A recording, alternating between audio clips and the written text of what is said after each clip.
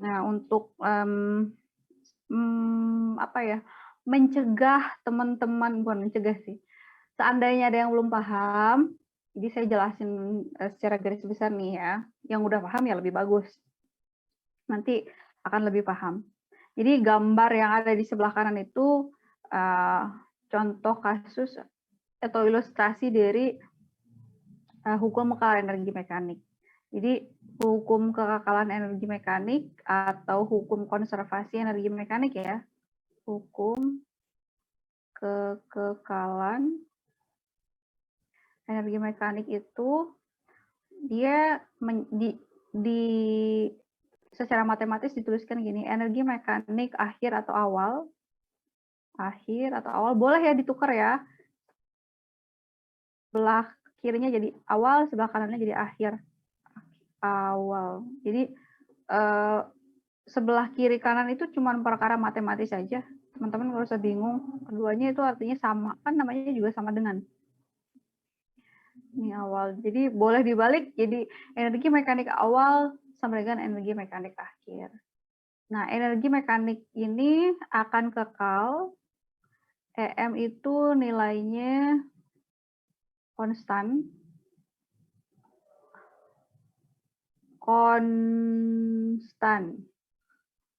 Atau conserve atau kekal jika tidak ada gaya, ada berapa jenis gaya kemarin yang berhubungan dengan hukum kekalahan energi mekanik? Gaya. 2, Ibu. Potensial sama kinetik. Potensial sama kinetik. Berapa jenis gaya, bukan energi. Gesek, Bu. Bukan. Gravitasi. Ada berapa jenis gaya? Oh ya, gravitasi. Gaya normal dan gravitasi. Bukan. Kelompok gaya itu ininya, contoh gayanya. Gaya Newton. Bukan. Ayo, apa lo? Gaya konservatif dan non-konservatif. Iya. Gaya non-konservatif. Jadi gaya non-konservatif itu gaya yang usahanya itu bergantung pada lintasan. Kalau gaya konservatif itu usahanya tidak bergantung sama lintasan. Jadi kalau gaya non-konservatif itu tidak berlaku hukum konservasi energi mekanik. Kalau ada gaya konservatif artinya berlaku hukum kekekalan energi mekanik. Nah, contoh dari gaya non-konservatif itu adalah gaya gesek. Jadi energi mekanik ini conserve atau konstan jika tidak ada gaya non-konservatif. Contohnya adalah gaya gesek. Nah, yang saya tulis di sini ya, yang saya kotak ini kalau saya tulis ulang kan jadinya gini, EP plus EK sama dengan EP plus EK. Nah, ini ada kondisi akhir dan awal. Nih, saya balikin lagi ya. Misalkan sebelah kiri saya mau nulisnya awal.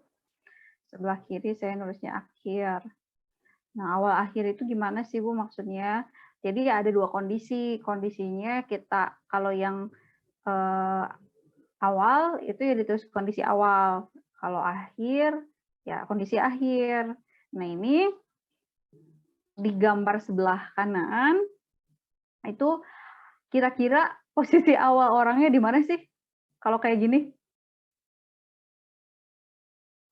Kasus yang mungkin di atas, Bu. Di atas, betul. Ini posisi awalnya ya. Awal di atas. Kemudian orang itu ceritanya menjatuhkan diri. Mau masuk ke ember tuh, katanya sirkus lah gitu, anggap ya. Posisi akhirnya di bawah. Nah, misalkan kita namain setiap titiknya itu, setiap posisinya itu di X, Y, Z, A, dan B. Jadi posisi akhirnya di bawahnya itu, posisi di bawah itu adalah di akhir, itu simbolnya B. Boleh nggak, Bu, saya saya tandainnya 1, 2, 3, 4, 5 boleh, itu bebas, silakan teman-teman ya. Terserah teman-teman aja. Nah, kalau teman-teman lihat di sini, sekali lagi energi mekanik itu kan jumlah energi potensial dan energi kinetik. Coba kita jumlahkan. Dari awal di X sampai ke akhir di B. Ini 10.000 tambah 0 berapa? 10.000. Untuk Nah, 10.000. ini 10.000. Ceritanya dalam joule ya. Ceritanya dalam joule. Yang bawah? 10.000. 10.000. Iya, 10.000 betul. juga, Bu. 10.000 joule. Dan seterusnya itu ternyata 10.000 joule. Jadi gambar yang sebelah kanan itu merepresentasikan ilustrasi di mana hukum kekekalan energi mekanik berlaku. Nah, di kasus ini berarti gaya gesek udara dengan bendanya yang sedang bergerak ke bawah itu tidak dihitung alias diabaikan. Jadi dianggap tidak ada gaya geseknya ya. Makanya dia berlaku hukum kekekalan energi mekanik. Nah, bagaimana dalam kehidupan sehari-hari, Bu? Benar nggak sih gaya gesek udara itu nggak ada gitu? Sebenarnya gaya gesek itu ada, pasti ada. Cuman kalau misalkan kasusnya seperti ini, orangnya jatuh gitu ya, kan gaya gesek itu biasanya mempengaruhinya tuh nanti ke ini, ke berkurangnya energi kan. Kan di video yang kemarin udah saya jelaskan, kalau misalkan kita ngegesek-gesekin permukaan sesuatu dengan permukaan yang lain itu akan timbul panas kan. Misalkan tangan kita lagi dingin, biar anget tuh telapak tangannya kan saling digesek-gesekin. Nah, itu tujuannya biar apa? Anget. Nah, kalau anget berarti akan ada perubahan energi, entah dari energi apapun menjadi energi panas gitu. Ketika kasusnya bendanya itu jatuh, kemudian kemudian gaya geseknya diperhatikan gitu ya, dipertimbangkan atau dianalisis, maka seharusnya ada perubahan atau pengurangan energi. Nah, pengurangannya itu energinya dalam bentuk energi panas karena gesekan. Tapi kalau kasusnya seperti ini, misalkan benda-bendanya besar, atau misalkan masanya besar, tapi permukaannya relatif lebih kecil, sehingga gaya geseknya itu bisa diabaikan ya, tidak terlalu ngaruh, boleh nggak diperhitungkan. Paling juga berkurangnya kan kayak 0,5 joule doang. Jadi dari nilai 10.000 joule, gaya geseknya tuh yang hilang gitu ya, energi yang hilang jadi gara-gara gaya gesek itu cuma 0,1 joule, 0,2 joule. Itu boleh diabaikan kalau kasus-kasus seperti itu. Tapi kalau misalkan yang dijatuhkannya adalah kertas, ini orangnya saya ganti pakai kertas selembar. Kertas selembar, kertas HPS lagi ya. Kertas HPS selembar udah amat tipis, ringan kan. Kalau dijatuhkan maka kita tidak bisa mengabaikan gaya gesek. Jadi gaya geseknya itu harus dianalisis juga, diperhitungkan. Nanti akan ada pengurangan energi potensial atau energi kinetik dalam bentuk energi panas gara-gara gaya gesek udara dengan kertas. Jadi nanti kalau yang dijatuhkannya kertas, ya energi mekaniknya tidak akan kekal. Karena memang realnya seperti itu. Tapi kalau misalkan benda-bendanya besar kayak bola basket dijatuhkan gitu kan, masanya jauh lebih besar dibandingkan efek luas permukaan ke gaya geseknya. Atau enggak kelereng dijatuhkan gitu dari ketinggian 10 meter, itu juga gaya geseknya nggak akan berpengaruh. Karena apa? Permukaannya kecil, terus massa kelerengnya dibandingin permukaan yang menyebabkan adanya gaya gesek itu ya, itu massanya relatif lebih dominan. Jadi ya sudah, gaya geseknya nggak usah dimasukin gitu, nggak usah dipertimbangkan. Jadi energi mekaniknya bisa kita anggap kekal kalau di benda-benda yang seperti itu jatuhnya ya. Kalau kayak kertas, selembar plastik kresek gitu ya, dijatuhkan itu tidak bisa diabaikan gaya geseknya. Jadi energi mekaniknya tidak akan kekal atau tidak akan konstan. Nah, untuk kasus ini khusus saya contohkan kasus yang gaya geseknya diabaikan. Nah, jadi hukum kekekalan energi mekaniknya berlaku nih di setiap titik. Jadi kalau misalkan saya analisis posisi X dan Y, maka energi mekaniknya berlaku kekal. Di posisi X 10.000 jumlah energi potensial dengan energi kinetiknya. Di posisi Y juga sama 10.000, berarti berlaku hukum kekal energi mekanik. Nah, perhatikan di sini ada perubahan energi potensial kan dan energi kinetik. Energi potensialnya ternyata makin ke bawah makin apa? Makin kecil. TP semakin ke bawah semakin kecil, atau semakin kecil ini artinya berkurang. Gara-gara apa? Bagus. Ayo. Gaya gesek. Kan gaya gesek tadi udah Ketinggiannya 0 ya, diabaikan. Bu. Ketinggiannya. Iya, bukan ketinggiannya 0, tapi semakin ke bawah, ketinggiannya jadi Berkurang. Iya, semakin ke bawah, ketinggian itu semakin kecil. Nah, teman-teman harus ingat, energi potensial itu kan makin kecil titik. Nih, energi potensial itu kan persamaannya M dikali G dikali H. Masa bendanya, masa orangnya berubah nggak sih? Tidak. Tidak. Percepatan gravitasi berubah nggak? Enggak. Enggak. Berarti Hanya ya doang, satu-satunya H doang yang berubah. Jadi energi potensial di kasus ini itu berubah karena ya ketinggian orangnya itu dianalisis di setiap titiknya berubah. Ini maksudnya orangnya satu ya, bukan ada 5 orang. Jadi orangnya satu tapi dipotret gitu ya, dipotret misalkan pakai kamera super cepat di titik X, berarti posisinya ada di atas, di titik Y posisinya seperti ini, telentang gitu. Di posisi Z dia posisinya seperti itu. Jadi ini ceritanya orangnya sama, tapi prosesnya itu di breakdown dari X ke Y, Z, A, dan B ada di posisi akhir. Nah, energi kinetik ternyata semakin besar, betul, semakin besar. Jadi untuk benda-benda yang jatuh, energi kinetiknya semakin besar, artinya kecepatannya juga nanti akan semakin Bertambah. ya, nambah makin cepat. Nah, sekarang kalau kasusnya benda seperti apa yang energi kinetiknya semakin kecil?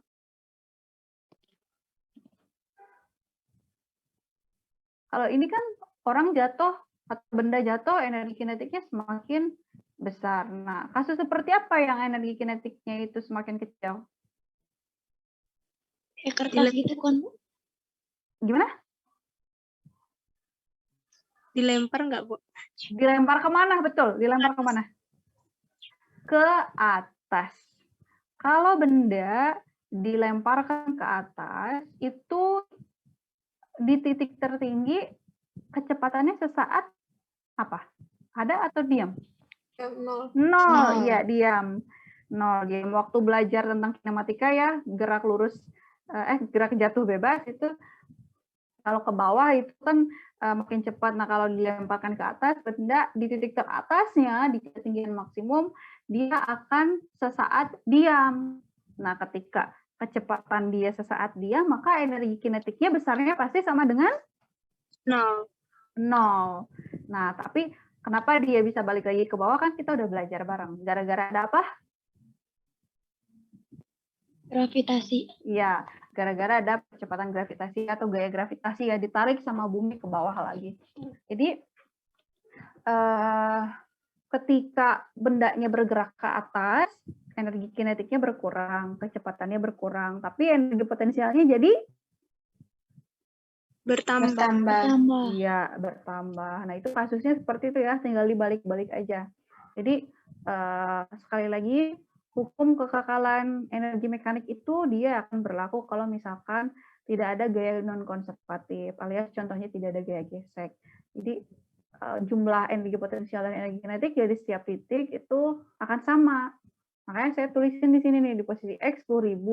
Kalau energi mekaniknya berlaku hukum kekekalan, ya berarti di posisi Y sama Z juga pasti 10.000. Itu semua sekarang perkaranya siapa yang tambah besar, siapa yang tambah kecil nilainya. Kalau di sini Yang tambah besar itu energi kinetik, yang tambah kecil itu energi potensial. Jadi energi potensialnya itu berkurangnya itu nggak hilang, tapi berubah bentuk jadi energi kinetik. Iya, betul. Jadi awalnya di posisi Y nih, 7.500 energi potensialnya. Terus energi kinetiknya 2.500 kan. Nah, sekarang di posisi Z, energi potensialnya itu cuma 5.000. Berkurang berapa tuh dibandingin sama posisi Y? 2.500. 2.500. Iya, berkurang 2.500. Nah, 2.500-nya itu nggak hilang jadi energi panas atau jadi energi macam-macam. Dia itu berubah bentuk menjadi energi kinetik gitu. Jadi yang 2.500 ditambahin ke energi kinetik. Makanya jadi lebih cepat. Seperti itu konsepnya ya. Dan itu berlaku juga untuk gerakan yang berkebalikan, alias gerak yang ke atas, dari bawah ke atas, yang dilempar. Nah, teman-teman hati-hati untuk mengukur ketinggian itu selalu dari bawah ke atas. Jadi jangan kebalik sama apa? Kedalaman. Iya, kedalaman air. Kedalaman, misalkan kita menyelam sejauh 20 meter. Nah, 20 meter itu diukurnya dari mana? Dari atas. Iya, dari atas permukaan air biasanya. Jadi kedalaman itu dari atas permukaan air ke bawah 20 meter. Menyelam, berenang, dan sebagainya ya. Nah, oke. Inti dari pertemuan kemarin itu adalah ini ya, hukum kekalahan energi mekanik. Terus energi mekanik itu adalah jumlah dari energi potensial dan energi kinetik. Nah, ini berlaku kalau misalkan tidak ada gaya gesek. Nah, gaya gesek itu termasuk contoh gaya non-konservatif. Selain gaya non-konservatif, ada gaya konservatif. Artinya, kalau ada gaya konservatif, maka gayanya itu ya, melakukan usaha yang tidak bergantung sama lintasan. Contohnya gaya apa? Gaya gravitasi atau gaya berat. Gitu. Jadi, terus gaya magnet, gaya listrik. Jadi bendanya mau gerak kayak gimana pun, ya gayanya tetap segitu arahnya ke atas. Kalau gaya gravitasi ke bawah ya. Jadi bendanya mau gerak dari bawah ke atas atau dari atas ke bawah, gaya gravitasinya tetap ke arah bawah. Kalau gaya gesek kan bergantung sama lintasan. Jadi makin panjang lintasannya, itu gaya geseknya juga nanti akan terakumulasi semakin besar. Jadi kalau kalian misalkan berjalan di atas, enggak deh, jangan kalian, peti. Petinya itu saya tarik di atas jalan berbatu.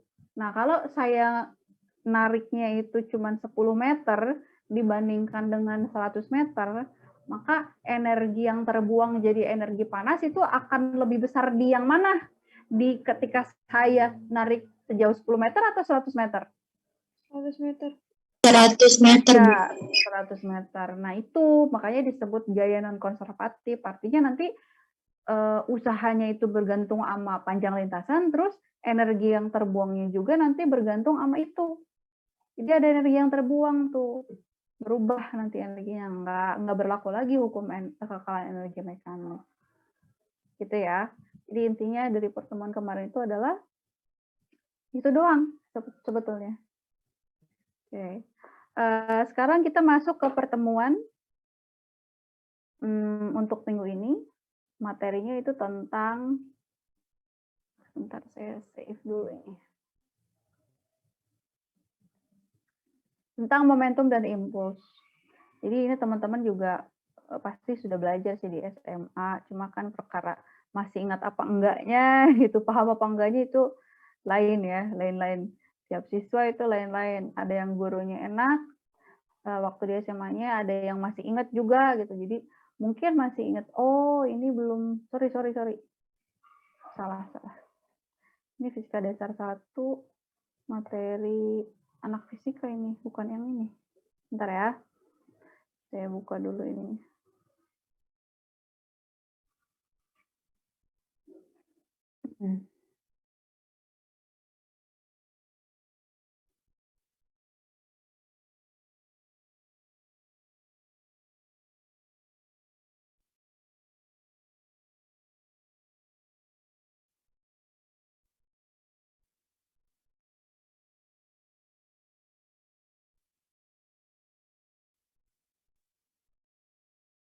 Udah diisi presensinya? Udah, Bu. Yang Sudah. minggu kemarin dulu ya. Nanti habis ini baru. Oke, ini ketukar materinya nih.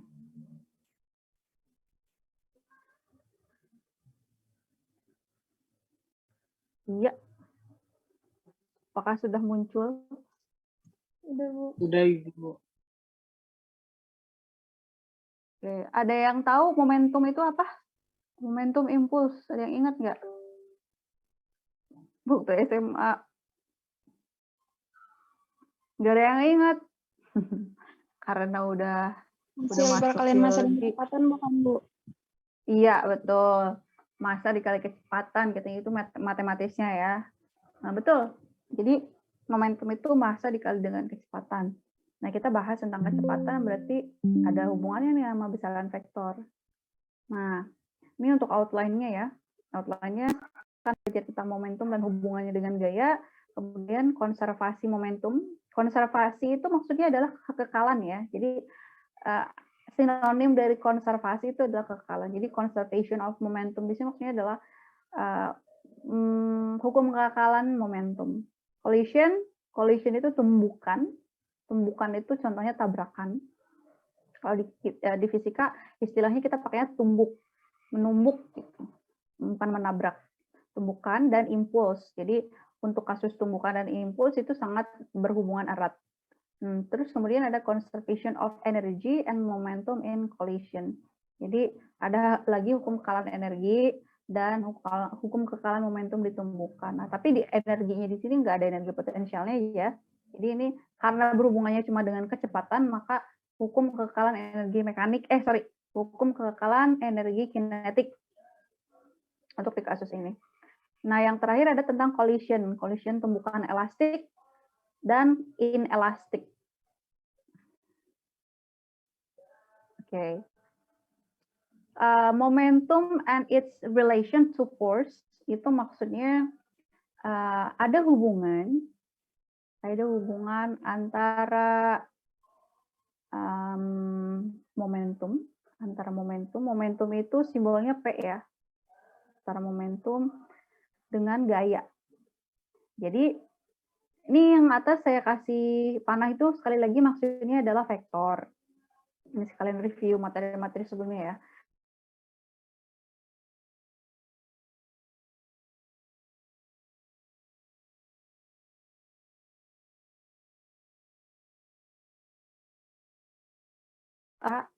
Massa benda yang bergerak dengan kecepatan geraknya. Kecepatan. Nah, masih dengar suara saya? Masih, Bu. Arah dari momentum itu mengikuti arah kecepatan. Jadi kalau misalkan ada benda bergerak ke kiri, maka arah momentumnya itu adalah ke kiri juga. Dia mengikuti kecepatan ya. Kemudian ada lagi yang dinamakan rate of change of momentum. Jadi rate of change of momentum itu maksudnya adalah laju perubahan momentum. Kan delta itu adalah perubahan ya. Atau cepat atau lambatnya momentumnya berubah. Yang dimaksud dengan laju perubahan momentum. Nah, laju perubahan momentum itu sama dengan total gaya, net force, total gaya. Ini sebetulnya adalah hukum 2 Newton. Ini adalah bentuk lain dari hukum 2 Newton. Kalau anak fisika itu hukum 2 Newton ada yang sigma F sama dengan MA, nulisnya boleh seperti itu yang secara umum. Ada lagi yang sigma F sama dengan delta P per delta T. Nah, itu dua-duanya sama hukum Newton. Nah, gimana caranya biar bisa ke sana nanti ya? Kita bahas nanti. Saya tunjukkan cara penurunan. Nah, sebelum ke sana, saya mau menjelaskan dulu secara definisi momentum itu apa sih? Jadi kalau M kali V itu cuma matematis kan, tapi kalau artinya secara harfiah momentum itu adalah sulit atau tidaknya menggerakkan atau menghentikan benda. Ini ya saya tulis dulu nih. Jadi secara harfiah momentum itu adalah sulit atau tidaknya atau tingkat kesukaran gitu ya untuk menggerakkan atau menghentikan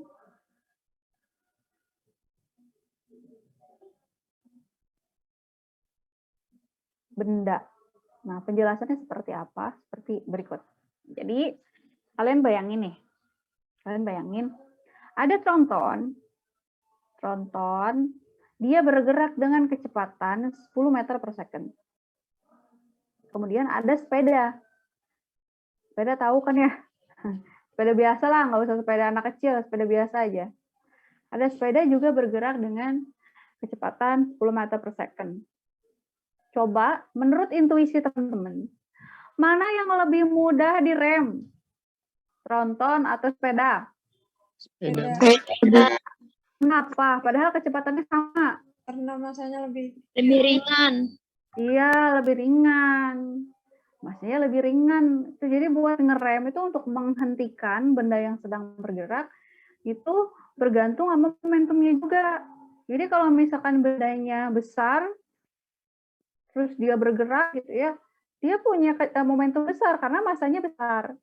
Nah sekarang tronton itu lebih besar dibandingin dengan sepeda, walaupun kecepatannya sama. Jadi otomatis momentum yang lebih besar itu adalah momentumnya si tronton. Jadi kalau kita mau ngerem, itu lebih berat ngerem tronton dibandingin sepeda. Kalau nggak percaya, tanyain aja sama supirnya, Pak tronton nih, kalau mau ngerem tronton dibandingin ngerem motor atau sepeda lah, lebih gampang mana? Pasti jawabnya lebih gampang sepeda atau motor. Karena ya masanya lebih kecil. Jadi momentum itu tidak bisa dilihat cuma dari satu sisi aja, cuma dari kecepatannya doang, tapi harus dilihat dari masanya juga. Jadi apakah masanya dia kecil atau masanya besar. Atau contoh lain yang lebih ekstrim.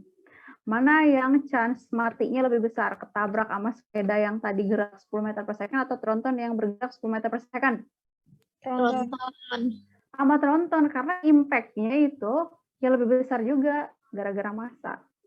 Gitu ya. Nah, sekarang contoh untuk menggerakkannya kayak gimana? Misal, ada batu yang satu segede bola kasti, yang satu lagi segede drum. Lagi pada diem tuh. Kira-kira yang lebih gampang untuk digelindingkan yang mana? Pasti. Bola kasti lebih gampang. Kenapa? Iya, yang momentum, yang masanya lebih kecil, momentumnya lebih kecil, jadinya lebih mudah untuk digerakkan. Jadi sekali lagi, benda yang momentumnya lebih kecil itu akan cenderung lebih mudah digerakkan atau dihentikan. Dan sebaliknya, kalau momentumnya besar, maka dia sulit atau susah gitu ya, perlu efek yang gede untuk menggerakkan dan menghentikannya. Itu secara harfiah, secara bahasa lah. Kalau matematisnya gampang, tinggal M kali V aja. Nah sekarang kita nyambung ke ini, gaya. Ternyata gaya katanya sebanding dengan momentum. Kalau misalkan kita mau mengubah momentum menjadi lebih besar, maka harus ada gaya. Harus dikasih gaya gitu. Nah, semakin besar gayanya, semakin besar perubahan momentumnya. Ini sebelum masuk ke contoh, masuk ke realnya gitu ya, bahwa gaya itu dibutuhkan untuk memperbesar momentum atau mengubah momentum lah ya secara general. Kita turunin dulu nih rumus hukum 2 Newton. Kenapa bisa jadi sigma F sama dengan delta P per delta T. Jadi kalau teman-teman lihat ya, ini sebetulnya bisa berubah jadi gini. Di akhir dikurangi V awal bagi delta T. Jadi kalau masih ingat persamaan percepatan itu kan perubahan kecepatan per waktunya. Nah, perubahan kecepatan itu ya kecepatan akhir dikurangi kecepatan awal bagi waktu. Waktunya berapa gitu, waktu untuk berubahnya tuh. Nah, ini kalau saya buka, boleh ditulis jadi gini. Akhir kurangi M P awal per delta T. M kali V itu apa? Momentum, Bu. Momentum. Jadi ini sebenarnya momentum akhir kurangi momentum awal dibagi, sebentar ini ada delta T bagi delta T. Jadi kalau ditulis ulang sebelah sini ya, sigma F atau jumlah gaya atau total gaya itu adalah P akhir dikurangi P awal, itu tidak lain ada perubahan momentum bagi waktu. Gitu. Nah, ini cuma penurunan aja ya, jadi saya sampaikan teman-teman boleh nulis hukum 2 Newton itu nggak cuma sigma F kali F, nggak cuma sigma F sama dengan M kali A, tapi sigma F sama dengan delta P per delta T itu adalah hukum 2 Newton juga. Tapi ditulis dalam bentuk matematis yang lain. Dua-duanya betul hukum 2 Newton. Nah, sekarang kita nyambung ke sana, ke hubungan antara gaya dengan perubahan momentum. Jadi ceritanya ini ada bola tenis atau kayak mirip bola kasti lah ya kalau di kita tuh, karena kan jarang banget yang olahraga tenis gitu. Ini ada raketnya. Ini kan dipukul nih. Bolanya dipukul, terus dia jadi bukan penyok sih, jadinya gimana ya? Berubah bentuk gitu. Ini kecepatan si bola, terus biar bolanya digerakin ke arah lawan, berarti kan si raket itu harus digerakkan ke arah yang berlawanan dengan gerak bola atau dikasih gaya. Nah, karena adanya gaya itu menyebabkan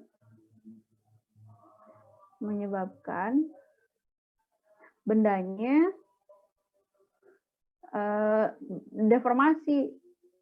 Deformasi itu artinya berubah bentuk ya. Berubah bentuk. Kalau misalkan gayanya semakin besar, maka deformasinya semakin kentara. Kalau F-nya besar, maka deformasi semakin kentara, semakin jelas. Nah, contoh ekstrimnya adalah Anda menjatuhkan telur dari ketinggian misalnya 1 meter di atas lantai. Jatuhin tuh, apa yang terjadi dengan telurnya? Pecah, Bu. Pecah. Tadinya bulat, nyampe tanah, itu jadi pecah.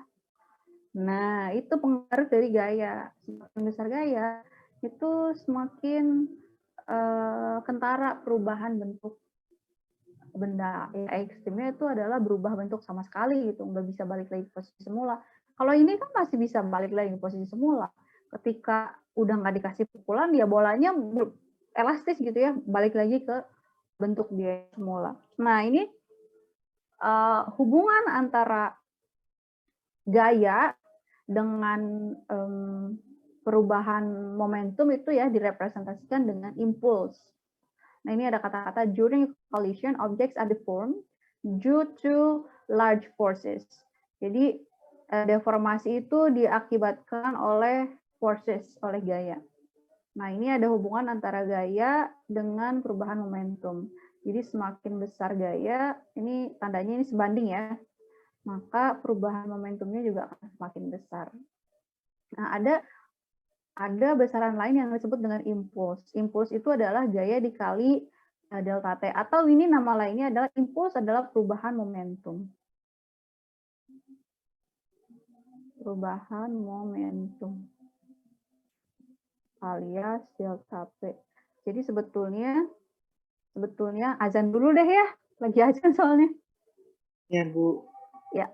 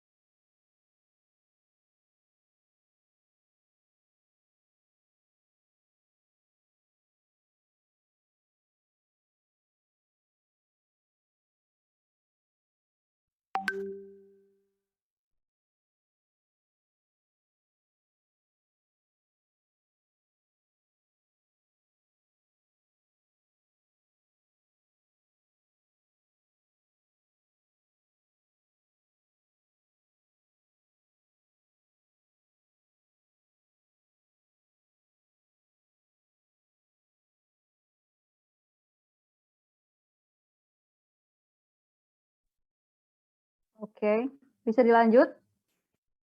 Bisa, Bu. Bisa, Bu. Oke ya.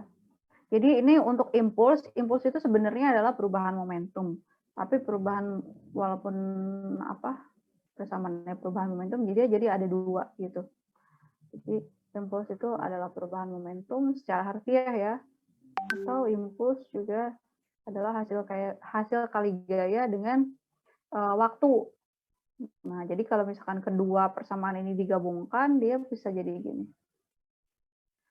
Kita bisa mencari nilai perubahan momentum itu enggak cuma dari M dikali V, tapi dari F dikali delta T.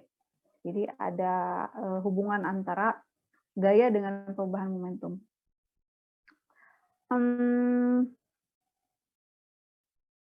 Nah, di kata-kata yang bawah ya, impulse tells us what we can get the same change in momentum with a large force acting for a short time. Jadi ini sebaliknya, small force acting for a longer time.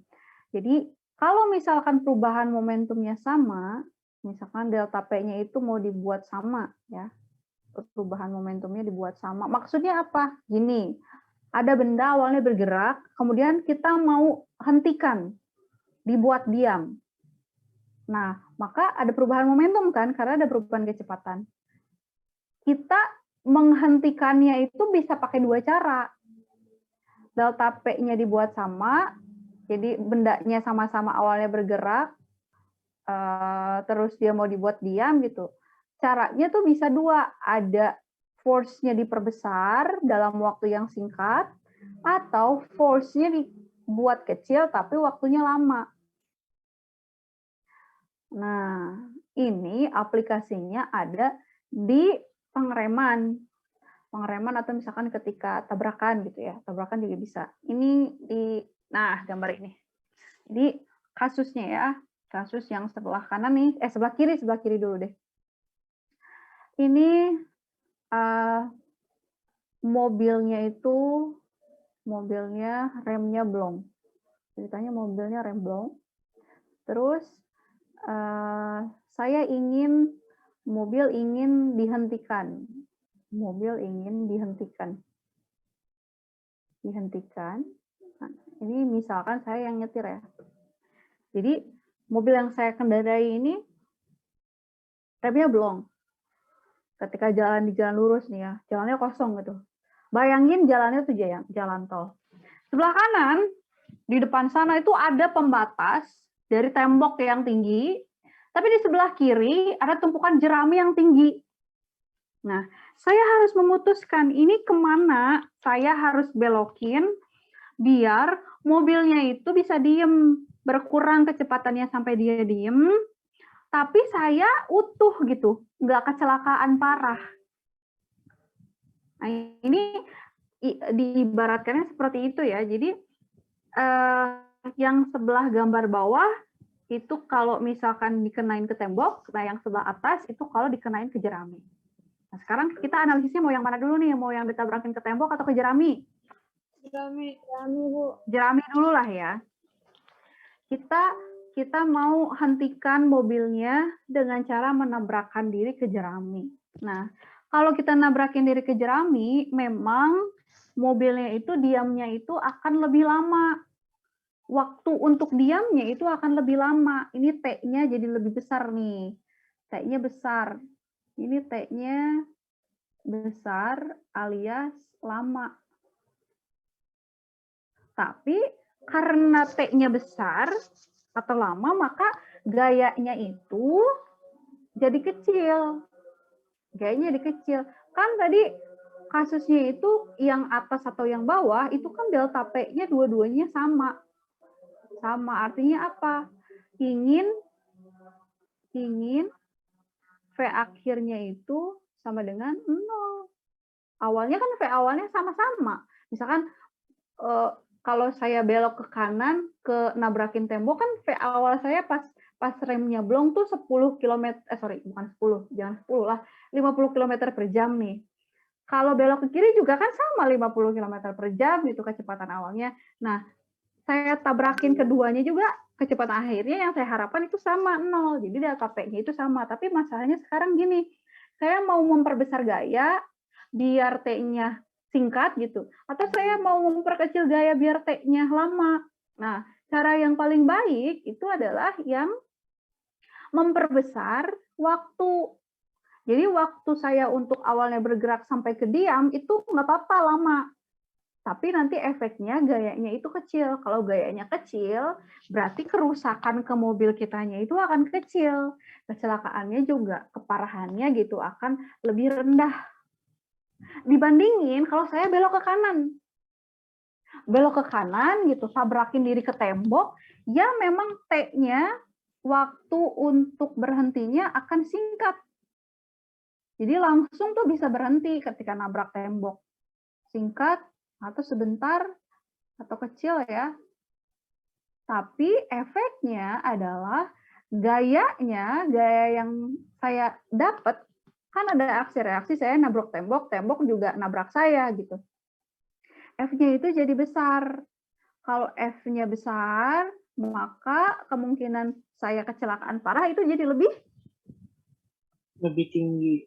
Lebih tinggi atau lebih besar. Jadi ini kalau saya nabrak jerami dibandingin nabrak tembok, kemungkinan saya selamat itu lebih besar kalau nabrak Jerami. Nah, ini nyambung sama airbag. Airbag di mana? Di mobil. Airbag di mobil itu kan dipasang di antara pengendara, pengendara ya, sama yang nyetir dengan setir kan. Jadi kalau ketika ada tabrakan, kalau tanpa airbag, kepala kena setir langsung bisa diem. Langsung bersentuhan dengan setir tuh waktunya singkat banget kalau pas nabrak. Tapi karena waktunya singkat, T-nya kecil, maka gayanya besar. Gaya yang besar itu menyebabkan kerusakan kepala. Makanya kalau nabrak dari kepala ke setir itu kecelakaannya itu fatal. Karena kan kena otak tuh. Kepala sama otak kan di dalamnya. Nah sekarang kalau misalkan ada airbag, dengan bantuan airbag, jangan saya deh, nauzubillah ya, pengendara itu akan menyentuh setir, akan nabrak setir dengan waktu sentuhan itu yang lebih lama. Karena kan ada jarak. Jadi direm dulu, diredam dulu nih si kepalanya sama airbag sebelum mentok kena setir. Nah, kalau T-nya lebih lama, waktu sentuhan antara kepala dengan setir sampai kepalanya diem gitu ya, gara-gara nempel setir, T-nya lebih lama, maka gayanya itu relatif lebih kecil dibandingin tanpa airbag. Paham nggak sampai sini? Paham, Bu. Ya, sekarang contoh lain. Contoh lain misal, saya ngejatuhin tadi tuh telur dari ketinggian setengah meter lah. Di bawahnya itu saya kasih bantal 2 tumpuk. Saya kasih bantal 2 tumpuk ya di atas lantai itu, saya jatuhin aja. Dibandingin tanpa bantal, itu telur kemungkinan besar pecah itu yang mana? Tanpa batal. Tanpa bantal. Kenapa? Karena itu. Jadi kalau ada penghalang itu waktu henti si telur dari yang awalnya bergerak sampai ke diem itu lebih lama kalau ada peredam atau penghalang dibandingkan langsung bersentuhan dengan tanah. Kalau bersentuhan dengan tanah, dengan lantai kan kontaknya just gitu langsung. Singkat banget, tapi karena waktu yang singkat itu akhirnya efeknya gitu, konsekuensinya gayanya jadi besar. Kalau gayanya besar ya berarti pecah telurnya. Itu contoh dari impuls juga sama ya.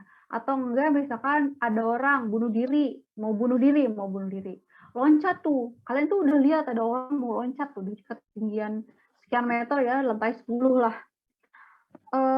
Cara yang paling baik itu adalah ngambil jaring atau apapun gitu yang kalau misalkan dikenain sama orang yang jatuhnya itu dia bisa mantul sebentar atau enggak bisa nahan biar dia nggak langsung bersentuhan sama tanah. Benar nggak? Benar, Bu. Iya. Jadi jangan menggunakan benda yang keras. Misalkan dihalangin orang yang mau bunuh diri dihalangin sama ini truk gitu. Truk itu kan ada wadahnya ya kosong. Ya sama aja kalau nyampe ke bawah mati-mati juga gitu kalau pakai truk. Sama-sama diwadahin gitu, ditolongin, tapi kan dia permukaannya keras. Tapi kalau misalkan pakai jaring atau pakai bahan kayak trampolin, dia akan mantul, akan meredam geraknya gitu. Jadi ada waktu lumayan lama dari mulai dia bergerak, terus bersentuhan dengan bendanya sampai dia berhenti. Itu gunanya peredam.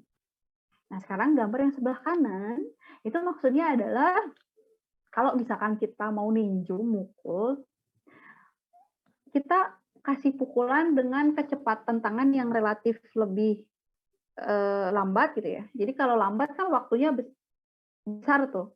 Kita ngasih pukulan waktunya besar alias dengan kecepatan yang lambat tangannya, itu nanti ke mukanya nggak bakal terlalu kerasa sakit. Karena apa? Karena F-nya akan kecil. Tapi kalau misalkan kita mukul dengan kecepatan tangan yang cepat, T-nya kan kecil tuh. Kalau cepat mukulnya dalam waktu yang singkat, itu gayanya akan besar. Makanya kerasa di mukanya sakit. Gitu. Nah, kemudian gambar yang bawah. Hatha taekwondo. Buat mecahin atau mematahin, ini apa nih? Bata lah ya. Misalkan bata itu yang kelihatannya batanya panjang atau pokoknya benda mau dipatahin yang ada 4 tumpuk itu kelihatan nggak 4 tumpuknya? Kelihatan, Bu. Dia harus dikasih gaya, nasi tangannya itu harus bergerak secepat mungkin untuk dipukulin ke bawahnya itu, ke benda yang mau dipatahin itu, gerakan si tangannya harus secepat mungkin pukulannya. Nah, kalau waktu pukulannya itu cepat, area T-nya kecil, maka F-nya nanti akan besar. Gayanya itu nanti akan besar. Sehingga bisa mematahkan benda yang bertumpuk 4 itu. Nah, kalau misalkan kita pukulnya pakai, ya udahlah, pukul biasa gitu ya. Walaupun gayanya besar, tapi kecepatannya lambat gitu. Kan nanti waktu sentuhnya itu besar. Kalau waktu sentuhnya besar, maka gayanya nanti akan kecil. Nanti impulsnya juga, ya impulsnya tetap sama sih. Impulsnya sama, mau gayanya besar, waktunya kecil, gayanya kecil, waktunya lama, itu impulsnya tetap sama. Tapi yang kita mainin di sini adalah gaya dan waktu. Sampai sini ada pertanyaan dulu atau enggak? Ada enggak yang bisa kasih saya contoh aplikasi dari impuls momentum ini? Ini nggak Bu kayak mobil 2 arah gitu, tapi mau tabrakan gitu gimana? Gimana? Ya, Mobil enggak, 2 arah. maksudnya sama-sama bertabrakan gitu. Iya, mobil. Berarti kalau yang kerusakan lebih parah, yang lebih lambat gak kecepatannya tuh gimana? Enggak, kalau yang 2 tumbukan kayak gitu, itu nanti tergantung kecepatan awal masing-masing sama masa benda masing-masing, masa mobil masing-masing. Jadi kita nggak bisa analisis langsung, karena kan dua-duanya bergerak ya. Karena dua-duanya bergerak. Ini kita bahas yang salah satu bergerak dulu. Oh, oke, Bu. Yang salah satu bergerak, yang satunya awalnya diem.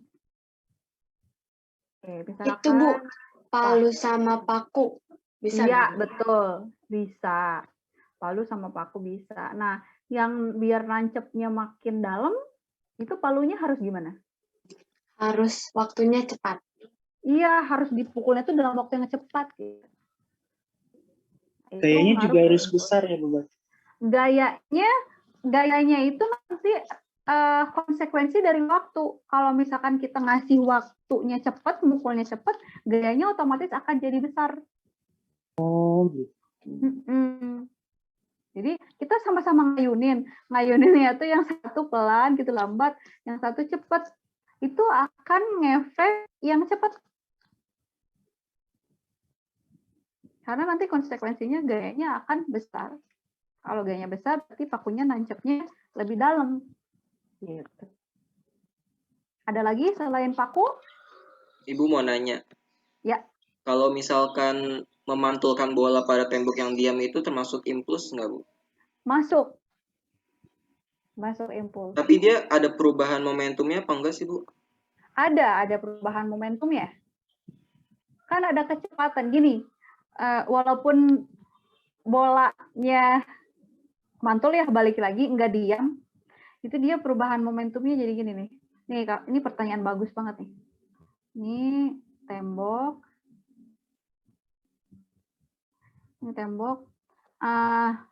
Ini bola, kita pantulkan ke sini ya. Misalkan kecepatannya adalah 1 meter per second, maka ketika dia mantul, misal kecepatannya sama nih, 1 meter per second. Bu, tapi kan ini sama-sama 1 meter per second, berarti harusnya nggak ada perubahan momentum dong, Bu.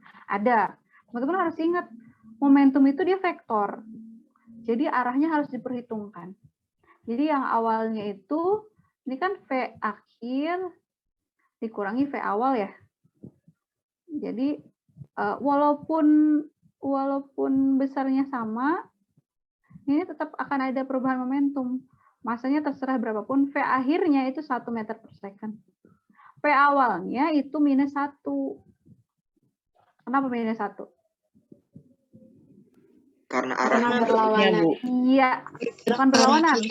Karena dia bergerak ke arah kiri. Jadi makanya di sini ada ditulis panah gitu ya. Ini maksudnya adalah vektor. Jadi arah itu jangan sampai salah. Harus diperhitungkan. Jadi nanti M 1 min 1 jadi berapa? 2. Jadi 2.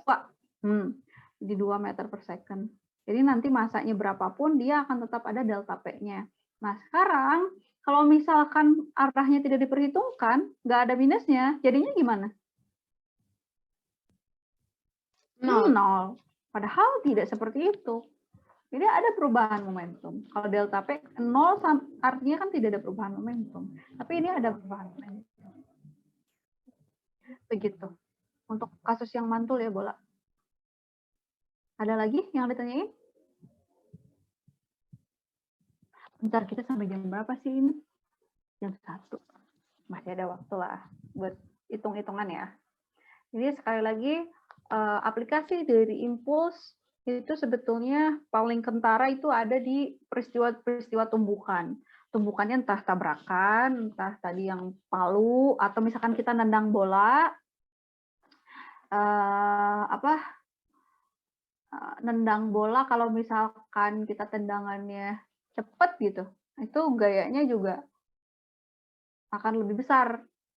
Jadi lebih jauh nanti si bolanya meluncurnya. Dibandingin kita ya santai aja gitu nendangnya. Nanti bolanya meluncurnya lebih dekat. Terus yang sisanya sih kasus-kasus tumbukan ya. Kasus tumbukan, tabrakan, secara umum itu sih. Kalau untuk pertemuan kali ini ya. Tapi intinya ada di sini, di aplikasi impulsnya itu ada di sini. Jadi di bagaimana caranya biar kalau misalkan tabrakan itu impact-nya tidak terlalu besar. Atau misalkan jatuh impact-nya juga tidak terlalu besar. Atau misalkan kita mau mukul sesuatu biar impact-nya besar itu harus digimanakan. Kayak tadi kalau mukul pengen kerasa sakit berarti harus gimana, atau misalkan di olahraga taekwondo biar pukulan kita bikin bendanya patah tuh harus gimana, atau enggak mukul paku biar pakunya nancep dalam itu gimana. Itu aplikasinya lebih ke itu. Nah, kalau misalkan gayanya semakin besar, itu deformasi perubahan bentuk benda itu akan semakin kentara. Ya buktinya apa? Yang tadi nih sebelah kiri. Nah, ketika gayanya besar gitu, kita langsung nabrak tembok gitu. Itu kerusakan mobil itu akan semakin parah kan. Jadi bentuk mobil yang tadinya mobil gitu bisa jadi ringsek. Itu deformasi besar-besaran, kentara banget. Nah, sekarang yang muka juga sama. Muka kalau dipukul gitu ya pakai tangan cepet banget, itu nanti kan jadi berdarah, deform sama. Tadinya jaringan mukanya biasa aja gitu normal, tiba-tiba rusak, luka, deformasi sama itu juga. Terus yang gambar bawah itu yang deformasi adalah benda yang dipatahkan. Awalnya dia tidak patah, tapi dikasih gaya yang besar, ya dia deformasi, berubah bentuk jadi patah. Nah, sekarang yang paku itu yang deformasi apanya? Coba. Paku sama palu. Pakunya. Pakunya yakin. Di temboknya, iya. Temboknya dari nancepnya itu yang ditancap paku yang lebih dalam itu deformasi yang lebih kentara. Jadi kan lubangnya itu kalau kita ambil lagi tuh pakunya itu lubangnya lebih dalam kan. Gitu. Jadi pokoknya semakin besar gaya maka perubahan bentuk benda itu akan semakin kentara. Sama yang tadi juga kecelakaan pakai airbag dan tanpa airbag. Kalau ada airbag, kecelakaan kena kepala itu relatif lebih rendah resikonya dibandingkan kalau misalkan airbag-nya rusak, nggak ada airbag, langsung kena gitu kepala, itu kerusakan di kepala itu kemungkinannya lebih besar kalau tanpa airbag. Lagi yang ditanyain? Ya.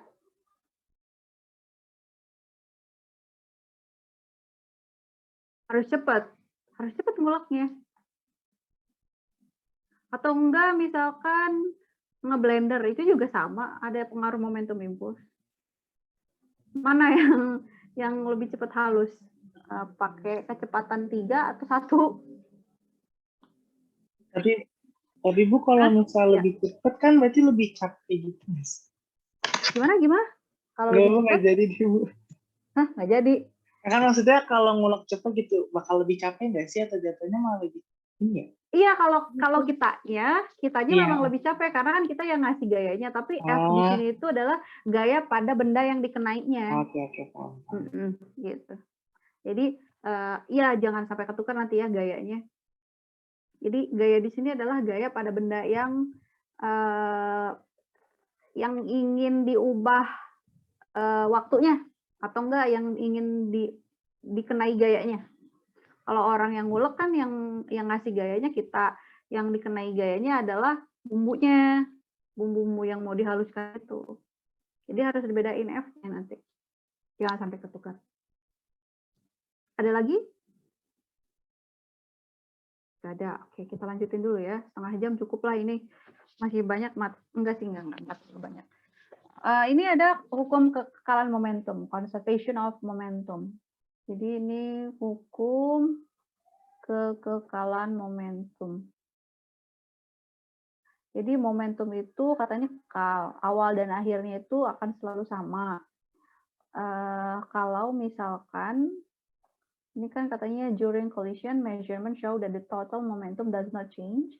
Itu if only dia ada di isolated system. Jadi isolated system itu maksudnya adalah jika bendanya terisolasi, artinya tidak ada gaya eksternal atau gaya luar yang mempengaruhi sistem. Contohnya gimana? Nah, misal ini ya di sebelah kiri ada gambar kan. Nah, gambarnya itu nih, yang atas itu adalah ini sesaat sebelum tumbukan. Udah di-record belum ini? Lupa. Udah Bu sama Ibu. Udah ya? Iya, oke. Ini saat tumbukan. Ini saya takut lupa, tolong diingetin ya. Terus yang bawah sesaat setelah tumbukan. Jadi untuk kasus yang atas tuh, jadi ini ceritanya tumbukan tapi di breakdown jadi 3 kejadian, bukan 3 kejadian, jadi dianalisis 3 step. Yang atas itu sesaat sebelum, jadi ada A dan B saling mendekat, nih mau bertumbukan, yang mau bertabrakan, bola biliar ya misalkan. Terus kemudian mereka bertumbukan, gambar yang tengah A, B saat tumbukan, kemudian setelah tumbukan mereka saling menjauh, gambar yang paling bawah. Nah, maksud dari tidak ada gaya luar itu adalah nggak ada gaya eksternal yang kita kasih di luar si benda ini. Ya udah gitu. Jadi bendanya ya kalau lagi bergerak aja dengan kecepatan tertentu, nggak nambah, nggak ngurangin. Nggak misalkan tiba-tiba dari belakang bola B kita tiup gitu bolanya, atau enggak kita kasih angin gitu, kipas angin gede banget biar tambah cepet. Nggak. Kalau misalkan kasusnya kayak gitu, ada gaya dari luar sehingga kecepatannya benda-bendanya berubah, tambah cepat atau tambah lambat ya, itu tidak berlaku hukum kekekalan momentum. Jadi kalau ada gaya ditiup terus atau enggak tiba-tiba ada angin gede banget gitu ya, itu tidak berlaku hukum kekekalan momentum. Tapi kalau misalkan ya kondisinya adem ayem aja gitu, biasa tumbukan ya tumbukan gitu, tabrakan ya tabrakan, ya berarti berlaku hukum kekekalan momentum. Nah, jadi kalau saya tulis ini dalam matematis P awal sistem. Ini kenapa saya tulis sistem? Karena biasanya kalau tumbukan minimal ada 2 benda. Kalau satu benda ya dia mau nabrak sama siapa kan? Jadi minimal nanti ada 2 benda sehingga saya namakan dia sistem. Jadi ada benda A dan B. Boleh nggak Bu 3? Boleh. Tapi itu kita nggak bahas. Itu susah nanti ya. Dan itu ya enggak, teman-teman nggak wajib untuk mempelajari sampai sedalam itu. P akhir sistem. Nah ini sekali lagi P akhir dan awal posisinya bisa ditukar. Yang sebelah kiri boleh akhir, yang sebelah kanan boleh awal. Pokoknya yang penting dia artinya adalah sama dengan. Jadi itu cuma perkara matematis, sekali lagi boleh bebas gimana pun. Nah makanya nanti saya tulis MAVA, MBVB. Ini kalau saya breakdown sebenarnya asalnya gini. Momentum punya si A ditambah momentum punya si B sebelum tumbukan ya. Kan awalnya itu awal sistem tuh sebelum tumbukan. Sama dengan MAV aksen. Nah ini yang membedakan sebelum dan sesudah tumbukan itu adalah dengan tanda aksen. Jadi nanti di sini ada PA aksen, itu adalah akhir sistem. Akhir sistem itu adalah akhir setelah tumbukan. Ini PB aksen gitu. Boleh nggak ditulis panahnya di atasnya? Boleh lah, nggak apa-apa. Tapi asal teman-teman tahu itu artinya vektor ya. Jadi nggak masalah kalau. Tapi kalau anak fisika saya nggak ngebolehin. Kalau anak biologi nggak apa-apa. Soalnya yang penting teman-teman tahu intinya gitu. Ini adalah garis panah yang di atas itu merepresentasikan besaran vektor. Artinya apa? Arahnya diperhitungkan. Oke, nah sekarang karena P itu adalah M kali V, maka nanti tinggal MA kali VA ditambah MB kali VB. Kalau ada benda yang ketiga, berarti tambah MC kali VC gitu, ditambah-tambah aja semuanya. Tapi untuk kasus ini kan cuma 2 benda A dan B. Nah, boleh nggak Bu diganti jadi M1 V1? Boleh, itu cuma perkara simbol. Jadi bendanya ditulis dalam bentuk benda 1 dan benda 2. Nggak masalah, nanti tinggal diganti M1 dikali V1 ditambah M2 dikali V2 tambah dengan M1 dikali V1 aksen setelah tumbukan ditambah M2 dikali V2 aksen. Itu bebas ya, terserah, boleh. Nih, kalau saya dikurungin ya, ini yang pentingnya adalah yang ini. Samaan ini. Jadi, kalau secara matematis, bunyi dari hukum kekalahan momentum adalah P awal sistem sama dengan P akhir sistem. Nah, ini berlaku kalau sistemnya terisolasi. Artinya tadi tidak ada gaya luar. Nah ini katanya momentum itu conserve, artinya dia kekal atau konstan. Kekal atau konstan atau tetap. Ini semua artinya sama. Di semua kasus collision, di semua kasus tumbukan. Jadi sebetulnya collision itu ada dua jenis. Jadi ada yang elastis, dan tak elastis. Tapi tak elastis itu dibagi 2 lagi. Jadi ada yang elastis sebagian dan tak elastis sama sekali. Nanti saya tunjukin contohnya ya. Tak elastis sama sekali. Nah, a completely inelastic collision is where the objects stick together. So there is only one final velocity. Jadi untuk yang completely inelastic itu gambarnya adalah yang bawah. Ini gambar yang bawah, sebentar saya cari kursornya dulu. Ini ya. Jadi gambar yang A, maaf ini kursor drawing pad saya ini agak error. Ini sebelum tumbukan, sesaat sebelum tumbukan. Yang sebelah sininya setelah tumbukan.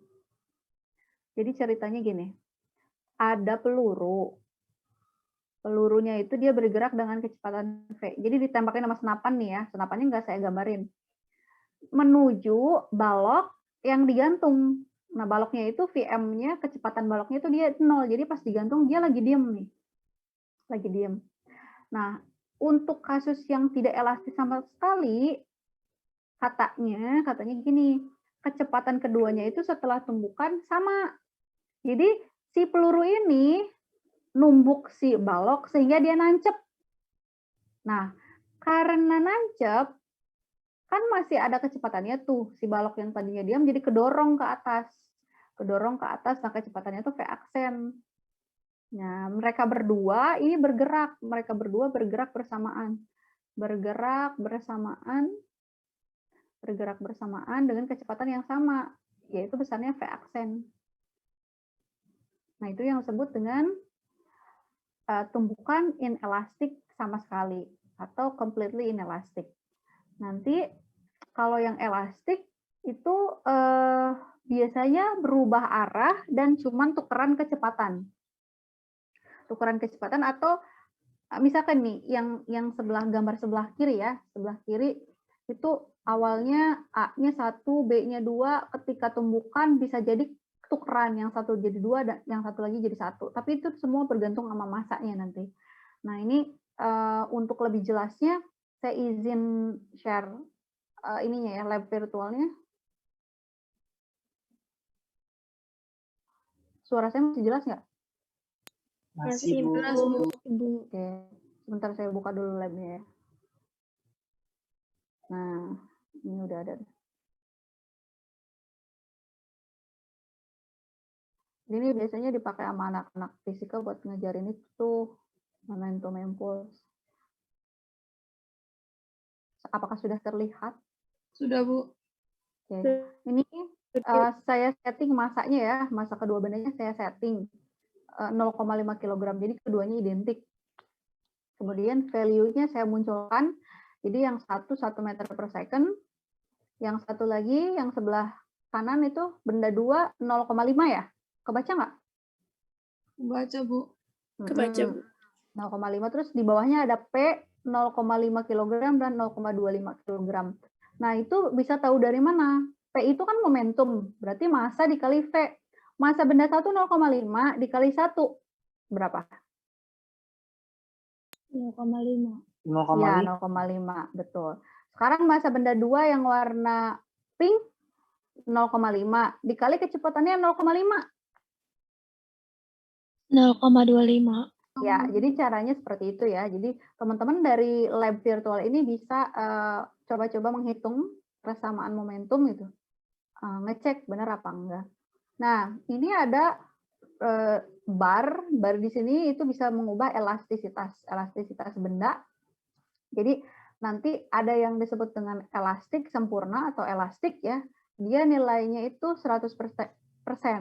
Ada yang disebut koefisien elasticity. Nanti kita bahas belakangan. Pokoknya yang jelas ini saya bisa ubah-ubah dulu. Terus ada lagi yang inelastic, completely inelastic itu nilai elastisitasnya 0.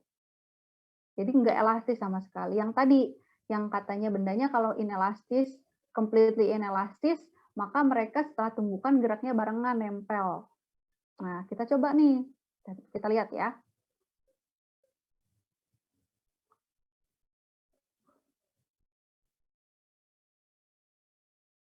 Nah, mereka bergerak bersamaan, jadi nempel. Ini yang disebut dengan inelastik, kasus inelastik. Nah, sekarang bagaimana dengan kasus yang elastik sempurna? Elastik sempurna itu nilainya 100%. Kita lihat, perhatikan nilai momentum dan nilai kecepatannya ya. Awalnya 1 dan 0,5, oke, sekarang tumbukan, jadi gimana? Tukeran kecepatan. Tukeran. Iya, jadi tukeran kecepatan. Jadi nanti setelah tumbukan, yang 2 itu awalnya lambat, tapi setelah tumbukan jadi lebih cepat. Nah, ini kalau misalkan kasusnya elastik sempurna. Nah, kalau misalkan kasusnya inelastik sebagian, artinya elastisitasnya itu antara 0% dan 100%, kita ubah di 50 aja ya. 50% itu kan artinya 0,5. Nilai elastisitas, koefisien elastisitasnya. Bu, ini koefisien elastisitas itu bergantung sama apa sih, Bu? Biasanya sama jenis bendanya. Jadi, nanti kalau benda-benda yang elastik, permukaannya elastik gitu ya, bisa berubah, bisa beda-beda. Jadi, ketika telur kontak sama lantai dengan bola kontak sama lantai, itu koefisien restitusinya atau koefisien elastisitasnya itu beda. Karena benda yang kontaknya itu beda bentuk permukaannya. Jadi itu lebih ke bergantung sama jenis bendanya. Ya, ini inelastik ya, inelastiknya tapi sebagian. Elastisitasnya 50%, maka dia akan des. Nah, jadi nggak tukeran nilai kecepatan lagi, nggak. Nah, ini gimana Bu cara ngitungnya? Pakai yang tadi, yang P awal sistem sama dengan P akhir sistem. Nanti kita akan coba hitung bareng-bareng di belakang. Ini saya tunjukin lagi, tunjukin dulu contohnya.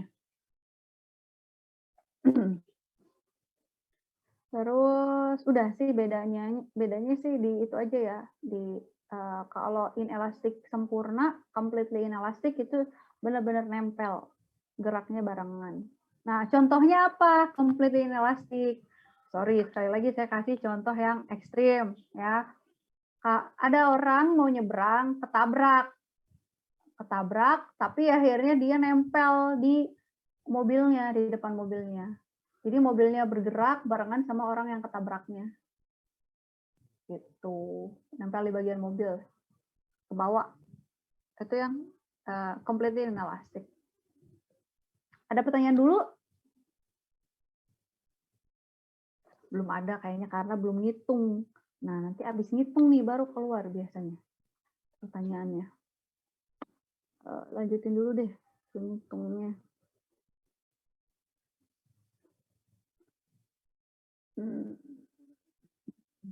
Nah, ini nih. Jadi ini ada dua gerbong kereta. Kita misalkan aja ya, masanya itu sama biar gampang lah ya.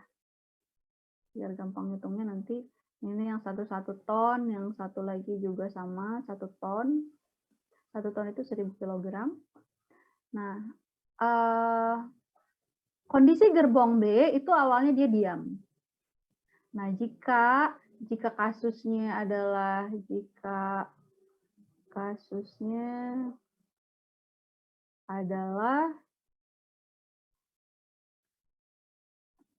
tak elastis sama sekali, tak elastis sempurna ya, alias tak elastis sama sekali, tentukan kecepatan setelah tabrakan atau tumbukan. Bolehlah tabrakan atau tumbukan ya, bebas. Nah, jadi kalau misalkan kasusnya tidak elastis sama sekali, tak elastis sempurna, maka mereka berdua setelah tumbukan itu akan barengan. Kayak tadi ya, kayak nempel gitu. Barengan dia bergeraknya, kecepatannya sama. Nah, ini kan di sini ada bunyi total momentum of an isolated system itu remains constant. Jadi ceritanya di sini nggak ada gaya-gaya lain yang mempengaruhi gerak benda. Jadi ketika bendanya bergerak pun gitu, tidak menimbulkan suara, alias tidak ada energi yang berubah jadi energi bunyi gitu. Atau roda-rodanya juga tidak mengakibatkan atau tidak muncul energi panas atau tidak bikin panas permukaan rodanya. Artinya gaya geseknya tidak berubah menjadi energi panas. Jadi intinya energi di dalamnya itu konstan, nggak ada gaya-gaya lain. Nah, kalau seperti itu berarti total momentumnya itu akan selalu sama, maka berlaku hukum kekekalan momentum. Jadi saya bisa nulis gini, P awal sistem sama dengan P akhir sistem. Bu, aslinya gini enggak sih? Ya,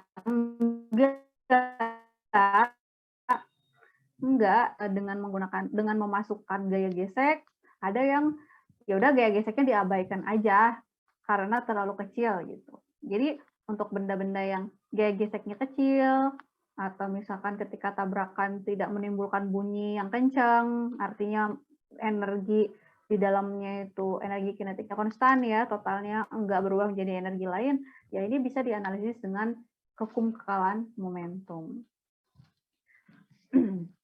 Jadi bukan berarti bohong-bohongan gitu ya, ini idealisasi enggak.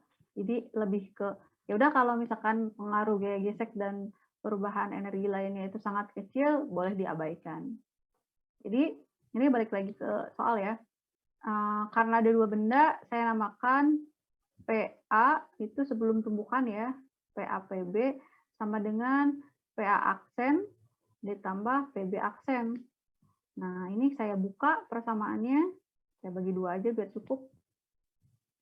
MA dikali PA plus MB dikali VB itu sama dengan MA dikali PA aksen ditambah MB dikali VB aksen. Nah, tapi karena di sini kasusnya adalah tak elastis sempurna, jadi VA aksen itu akan sama dengan VB aksen alias V aja, V aksen aja. Nah, kalau seperti itu, saya bisa ganti. Halo, bisa masih dengar suara saya nggak? Masih, Bu. Masih, Bu. Ya, oke. Saya takut kaliannya tidur semua. Karena udah siang, lagi puasa, lagi lemes. MA dikali V aksen, MB dikali V aksen, gitu. Nah, kalau kayak gini, udah nih, masukin aja semuanya. 1000 kan? Udah dalam kilogram satuan SI. VA-nya 24. Nah, ini hati-hati. 24-nya bergeraknya kemana? Ke kiri atau ke kanan? Kanan. Ke kanan. Nanti kalau misalkan ke kiri, teman-teman harus masukin minus 24. Karena kan vektor kecepatannya. Tapi karena ini ke kanan kebetulan, jadi ya udah kali 24. Ini saya tulis aja deh, dikurungin plus 24. Biar nanti ngeh. Kalau ada soal tiba-tiba geraknya ke kiri, bingung. Nah, ini plus 24 karena ke kanan ditambah 1000 dikali VB-nya gimana? 0. Dia lagi diem. Nah, ini tinggal 1000 dikali V aksen yang dicari ditambah 1000 dikali V aksen lagi yang dicari. Nah, ini berarti kan 24.000 tambah 0, 24.000. Sama dengan, nah ini kalau gini jadi gimana? 2000. Keluarin 1000 ditambah 1000. Jadi ini 24.000 sama dengan 2000 dikali V aksen. Jadi V aksen sama dengan 24.000 dibagi 2000. ya 12.000. 12.000. Coret, iya. 12.000. 2 meter per second. 12 meter per second ya? Iya, Nah, Bu. arahnya kemana? Kanan. Ke kanan, karena dia positif. Jadi, besar kecepatannya adalah 12 meter per second. Jadi, kedua kereta ini, kedua gerbong ini akan bergerak ke arah kanan, barengan dengan kecepatan sebesar 12 meter per second. Seperti itu. Ada yang mau ditanyakan? Ini untuk hitung-hitungannya. Nah, ini yang tadi ya, yang ini nggak usah dikerjain lagi. Ini juga nggak usah. Nah, ini nggak usah sih. Oh, ada satu yang hilang. Sorry ya, masih ada waktu. Sebentar. Ada satu yang belum saya masukin. Jadi, ini saya hapus aja deh.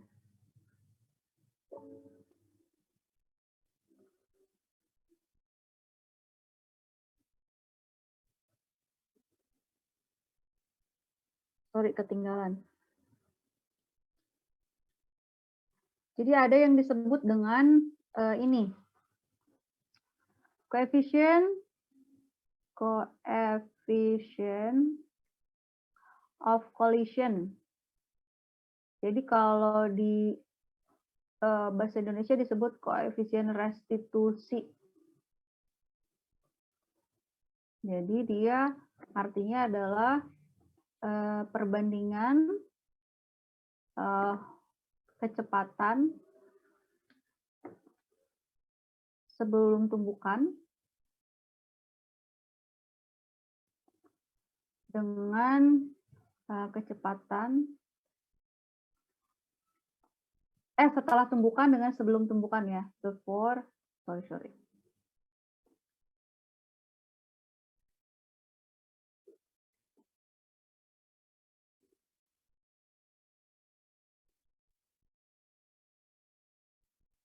Oke, jadi ini simbolnya adalah E.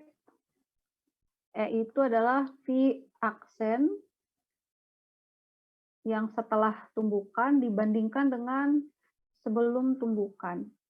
Jadi kalau teman-teman mau nulisnya V, B aksen dikurangi V, A aksen, boleh. Tapi yang bawahnya ngikut. Kalau VB dikurangi VA, bawahnya juga jadi VB kurangi VA. Cuma yang atasnya itu aksen, after collision. Kalau teman-teman mau nulisnya V2 aksen dikurangi V1 aksen, nggak apa-apa, boleh itu juga. Jadi bendanya 1 dan 2. Tapi kalau misalkan V1 aksen kurangi V2 aksen, bawahnya juga jadi V1 kurangi V2. Boleh ditukar-tukar. Ini ada tanda minusnya ya. Jangan kebalik. Nah, kalau E, yang tadi tuh yang 100%, 50%, 0%, ini sebenarnya nilai E, coefficient of collision, restitution. Kalau E-nya nilainya 1, dia artinya adalah elastik. Jadi dia tumbukannya elastik, sempurna. Kalau E-nya sama dengan 0, itu artinya completely inelastic. Benar-benar enggak mantul sama sekali. Ini yang tadi V aksennya itu equal. Jadi sama, geraknya barengan. Tapi kalau misalkan nilai E-nya antara 0 dan 1, berarti ini sebagian. Ini inelastic, tapi sebagian. Ini sebagian ya, kalau di bahasa Indonesia sebagian. Gitu. Ini misal ada kasus apa ya? Troli belanja. Kalian iseng gitu, ngedorong troli, di depannya ada troli. Terus pas nabrak troli yang di depannya lagi diem, mereka berdua akhirnya gerak barengan. Nah, itu kasusnya completely inelastic, berarti koefisien restitusinya udah otomatis besarnya sama dengan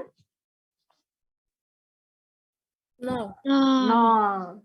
Iya, kayak gitu. Oke. Ada pertanyaan dulu? Ibu mau tanya yang hitung-hitungan tadi, Bu. Itu kan kalau misal kanannya ke kanan kan positif. Kalau ke kiri berarti jadi negatif. Iya, jadi nanti kalau misalkan arahnya ke kiri, masukin minus di yang sebelah kiri ya, misalkan ini nih, sebelah sini, minus 24 di sininya nih. Di arahnya itu minus 24 kalau beraknya ke kiri. Kayak tadi yang bola, yang bola ini, yang mantul. Misalkan ada bola bergerak 1 meter per second. Nah, ini masanya 100 gram. Terus dia mantul. Mantulnya itu 1 meter per second juga. Nah, berapakah misalkan ya perubahan momentum? Perubahan momentumnya. Sama kayak tadi, ngitung-ngitung yang tadi tuh, ini masukin besar kecepatannya. Ini kan MV akhir kurangi MV awal. Jadi masanya tetap 100 gram. Ini diubah ke kilogram ya nanti. P akhirnya itu, nah kecepatan akhirnya itu yang mana?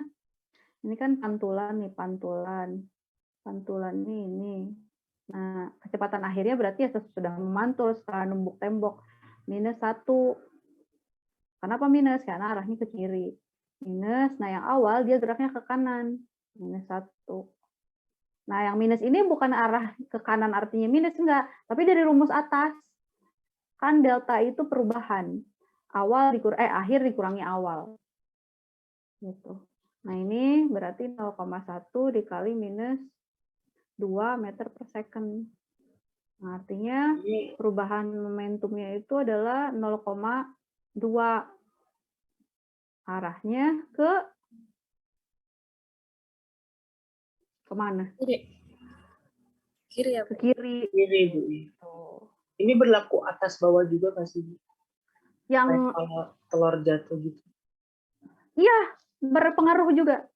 Berpengaruh. Jadi kalau ke atas Positif. itu dia berarti V-nya apa? Positif nggak sih? Positif. Jadi kalau ini X berarti positif, ini negatif. Kalau ke atas nya positif, ke bawah dia negatif.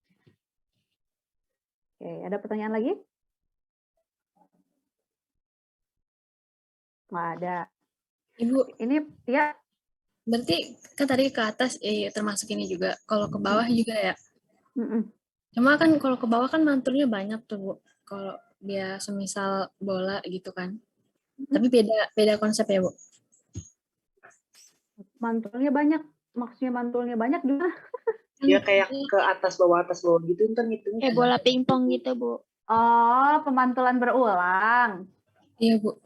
Ya, sama, konsepnya sama, tetap sama, tapi nanti ada rumus cepetnya. Tapi kita nggak belajar rumus cepet. Sama, kasusnya sama. Jadi, mantul atas bawah banyak itu, ya sama aja ngitungnya. Berarti sebelum tumbukan tuh sebelum nyentuh tanahnya, sebelum numbuk tanah ya. Nah, setelah tumbukan berarti pas mantul. Pas mantul tuh kecepatannya berapa. Gitu. Tapi memang beberapa kali kalau misalkan nggak langsung diem, nggak langsung ditangkap itu ya bolanya, iya bener mantulnya banyak. Yang disebut mantulnya banyak itu jadi beberapa kali kalau kita diamin sampai akhirnya dia berkurang. Nah, berkurang ketinggiannya kan diem. Nah, kalau kayak gitu berarti ada perubahan energi.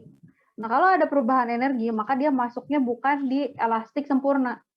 Kalau di elastik sempurna nih yang E-nya sama dengan 1, dia energi kinetiknya itu konstan. Sekalian saya tambahin ya konsepnya.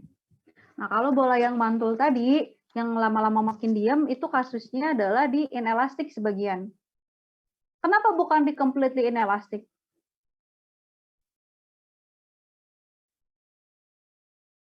Ayo. Kenapa bukan di completely inelastic? Bola yang mantul dari tanah, dari lantai. Ya kalau completely inelastic, tanah sama bolanya geraknya barengan. Geraknya barengan tuh harusnya berarti pilihannya ya, karena nggak mungkin kan tanahnya naik ke atas. Pilihannya adalah bolanya langsung diem. Tapi kan kenyataannya tidak seperti itu. Nah kalau misalkan tumbukan yang inelastik sama sekali, tapi kasusnya adalah yang jatuh gitu ya, benda jatuh, itu adalah telur. Telur nih jatuh ke atas lantai. Lantainya diem akhirnya. Telurnya juga akhirnya diem. Ya, completely inelastic. Jadi yang completely inelastic sebenarnya nggak harus V-nya itu sama-sama bergerak. V-nya boleh sama, tapi bisa bergerak, bisa diam. Ini yang Ibu, belum ke sana. Ya. berarti kalau yang telur sama lantai itu arahnya tetap berlawanan gitu, Bu? Arahnya berlawanan? Enggak, yang satu kan lantai tanah diam. Kecepatannya Berarti, diam kan? Berarti sama ya, Bu? Apa itu? Yang punya nempel. Tapi keduanya V aksennya 0 endingnya. Keduanya V aksennya 0 karena kan telurnya pecah, nggak mantul. Yang tadi V aksen sama V aksen A sama V aksen B jadi V aksen aja itu tadi kenapa ya, Bu? Lupa tadi. Yang completely inelastic. Oh, itu langsung jadi V aja gitu dua-duanya. Iya, V aja, V aksen aja. Itu kalau kasusnya ya bergerak. Kan nggak semuanya harus bergerak. Kalau tumbukan itu nanti yang completely inelastic itu nggak harus V aksennya bergerak. Jadi bisa V aksennya, pokoknya V aksennya sama, kedua benda itu V aksennya sama, tapi bisa bergerak, bisa diam. Kan V aksen sama dengan 0 itu kan tetap ada V aksennya. Tapi fisiknya V aksennya sama 0 itu artinya bendanya sama-sama tidak bergerak setelah tumbukan tuh.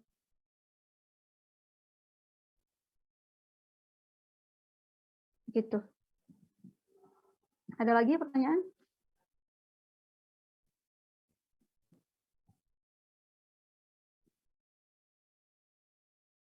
Udah nih. Ibu, berarti kalau ada tumbukan yang elastik gitu, ada apa ya? Ada arah yang berlawanan gitu ya, Bu? Kalau elastik ya? Yang elastik. Ya, yang elastik itu berlawanan kayak tadi yang tuker-tukeran kecepatan. elastik ya, tukar-tukaran kecepatan, atau enggak misalkan inelastik sebagian. Inelastik sebagian yang coba saya tunjukin lagi deh live-nya. Live virtualnya ya. Ini nih, yang ini elastik sebagian. Nah, elastisitinya saya setting E-nya di 0,2. 20/100 kan 0,2. Ini bendanya sama, masanya masih yang tadi. Yang satu 1, yang satu 0,5. Nah, gitu. Geraknya akhirnya sama-sama ke kanan, tapi nggak sama kecepatannya kalau inelastik sebagian. Ada lagi yang mau ditanyain dari sini? Dari lab ini aja lah. Ini teman-teman kalau misalkan mau nyoba-nyoba, nanti saya share juga sih link virtual lab-nya gitu, biar lebih enak ngubah-ngubah sendiri. Ini virtual lab-nya dicoba di praktikum fisika dasar. Iya Bu, ada di praktikum fisika dasar. Oh, dipakai juga. Iya, Iya Bu. Bu, Oh, ya udah berarti udah punya kan linknya? ada Bu. Udah Bu, ada. Coba-coba aja dari sini. Jadi kenapa dia bisa jadi 0,4? 0,2 nah nilai P-nya itu karena kan 0,4 dikali massa. Kecepatan yang benda 2 0,4, massanya 0,5. Terus yang atasnya tuh yang benda 1 warna biru kecepatannya 0,1, massanya 0,5, makanya pas dikaliin jadi 0,5 momentumnya. Itu ada nilai garis-garis yang vertikal ya. P gitu diapit garis vertikal, terus V diapit garis vertikal, itu artinya adalah nilai mutlak. Jadi nggak dimasukin nilai minus plusnya di sini arahnya. Jadi nilai momentum sama kecepatannya itu nilai aja besar aja langsung, nggak ada arahnya. Jadi simbol itu nilai mutlak. Kalau di matematis namanya nilai mutlak. Ada lagi yang mau ditanyain? Sudah? Kalau sudah, silakan nyalakan kameranya. Kita ini dulu ya. Screenshot. Habis itu isi link presensinya kan masih ada yang dari Nisa. Sama. Jadi silakan isi presensinya, tapi pertemuannya ke berapa berarti? 6 ya. Iya Bu. Kalau tadi sebelum perkuliahan kan ke-5 yang minggu kemarin belum isi. Nah, sekarang pertemuan ke-6.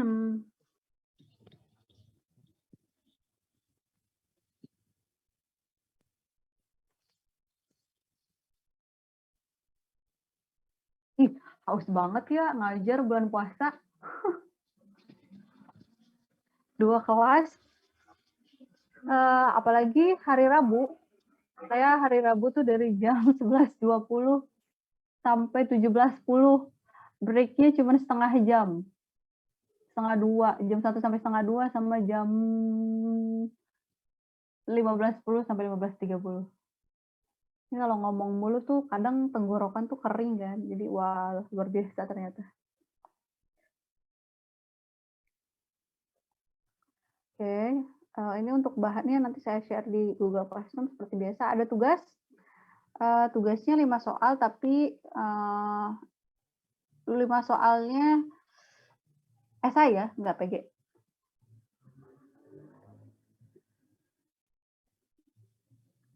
Oke, silahkan dinyalakan kameranya.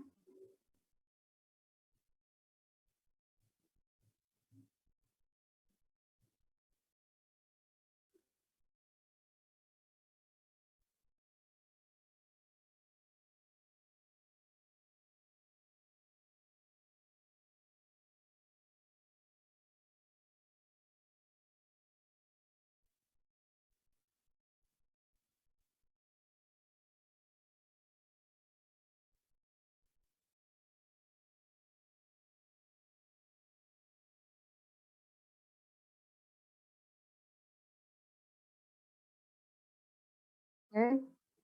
Yang lain mana nih? Lagi pada di toilet. Bentar lagi kuliah kan? Iya Bu. Iya Bu, setengah 2. Iya. Jadi biar teman-teman ada waktu buat sholat. Ini udah keambil 4 menit nih. Jadi lah nggak apa-apa. 1, 2, 3. Bentar. Saya cek dulu. Oke, sudah aman. Terakhir, ada yang ditanyain lagi nggak? Yang belum jelas nih. Yang tadi bahas tentang apa telur gitu ya, telur yang pecah. Kalau jatuh ke bawah tuh kan inelastik ya, dua-duanya inelastik bagian dua-duanya, endingnya kan tetap diem. Nah, tapi teman-teman nggak bisa tuh nanti ngitung pakai hukum kekalahan energi. Hukum kekalahan momentum nggak bisa. Kenapa? Karena dia ada deformasi, ada perubahan bentuk benda. Jadi kalau misalkan ada perubahan bentuk benda, kita nggak bisa analisis dari hukum kekalahan momentum. Itu tadi memperjelas aja ya, takutnya masih bingung. Oke, untuk pertemuan kali ini saya cukupkan sekian. Mohon maaf kalau misalkan ada kekurangan atau kesalahan selama menyampaikan. Terima kasih atas perhatiannya. Billahi taufiq wal hidayah. Wassalamualaikum warahmatullahi wabarakatuh. Waalaikumsalam. Terima kasih, Bu. Banyak Ya, sama-sama. Makasih juga. Saya end meeting ya. Ya, Ibu semangat, Ibu. Ya.